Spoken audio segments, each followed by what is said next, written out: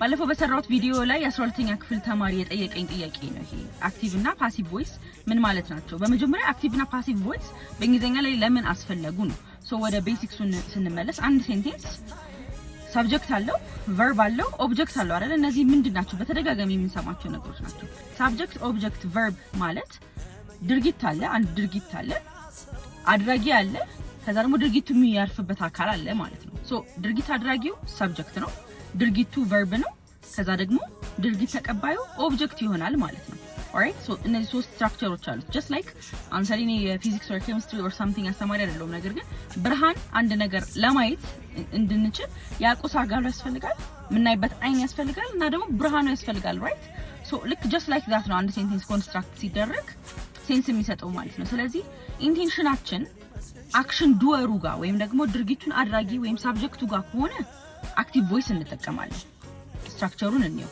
አክቲቭ ቮይስ ማለት አክሽኑን የሚያደርገው ሰው አካል ይቀድማል፣ ከዛ አክሽኑ አለ፣ ከዛ ድርጊቱ አለ ማለት ነው። ለምሳሌ I baked this cake ካልኩኝ እኔ ነኝ ድርጊት አድራጊው። ራይት I baked this cake። ስለዚህ ኬኩ ድርጊቱን ተቀባይ ነው፣ ቤክ ቨርቡ ነው፣ ደግሞ ምንድነች ሰብጀክት አድራጊ ነች ማለት ነው። ስለዚህ አሁን ኢንፈሲሱ ምንድነው ወይም ደግሞ ትኩረታችን ምንድነው? ይሄን ኬክ የሰራው ሰው ላይ የጋገረው ሰው ላይ ነው ኢንፈሲሳችን which is in this case me ማለት ነው። ነገር ግን ስለ ኬኩ ማውራት ከፈለግን ስለ ኬኩ ከሆነ ማውራት የፈለግነው ምን እንላለን? ኬኩን እናስቀድምና this cake was baked by me ጨምርበታለሁ፣ ወይም ነው by her, by you, by them, by us እያለን ኦብጀክቶችን እንጨምራለን። አክቲቭ ቮይስ ማለት ሰብጀክት ቨርብ ኦብጀክት ነው።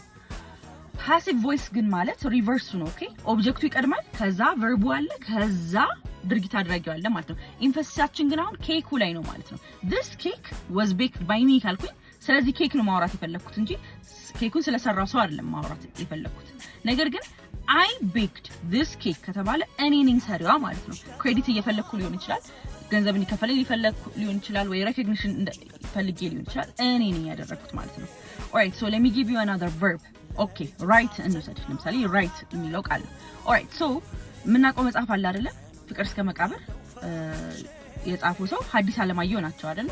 ስለዚህ ሐዲስ ዓለማየሁ ሮት ፍቅር እስከ መቃብር ካልኩኝ ስለ አቶ ሐዲስ ዓለማየሁ ማውራት የፈለኩት ማለት ነው። ነገር ግን ስለ ፍቅር እስከ መቃብር ኢንፈሲስ ሰጥቼ ፍቅር እስከ መቃብርን ከሆነ የሴንቴንስ ዋነኛ ፓርት ምን እላለሁ? ፍቅር እስከ መቃብር was written by አቶ ሐዲስ ዓለማየሁ ላለው ማለት ነው። ኦራይት this is how you write it። ስለዚህ አስፈላጊነቱ ምንድነው? ኢንፈሲስ እና ኢንቴንሽናችን። ሶስት ቨርቦች ልስጣችሁና እናንተ ተለማመዱ። learn, eat, clean